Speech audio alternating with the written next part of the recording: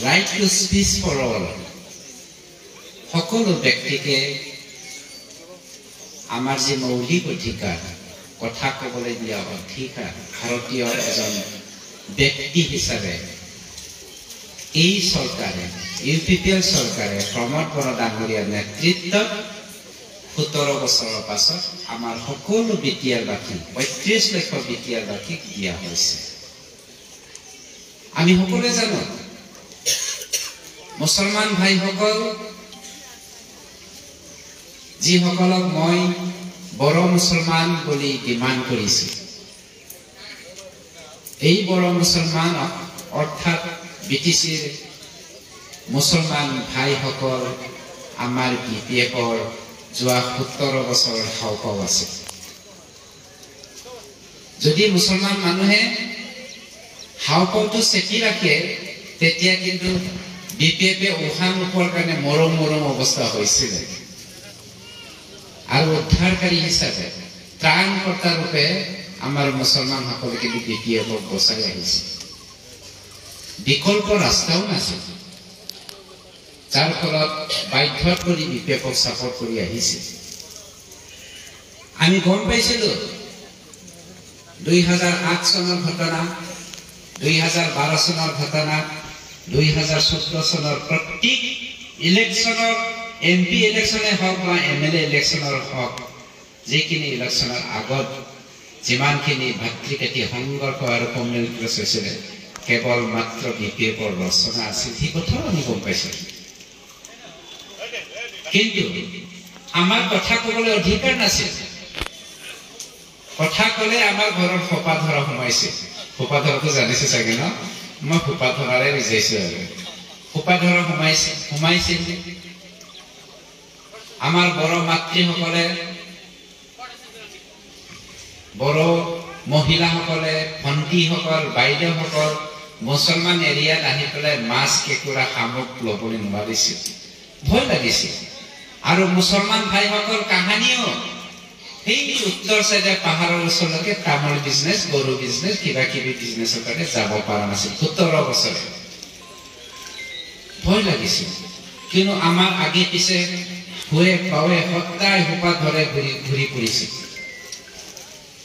কিন্তু সন্মানীয় প্ৰমোদ বড়ো ডাঙৰীয়াৰ নেতৃত্বত আমি যি শান্তিটো গঢ়িলো, এই শান্তিটো গঢ়াৰ লগে লগে আমাৰ সমাজখনত পৰিৱৰ্তন আহিবলৈ ধৰিলে। এটা কথা সত্য, পৃথিৱীত এনে এটা চৰকাৰ নাই যি চৰকাৰে কিন্তু প্ৰতি ব্যক্তিকে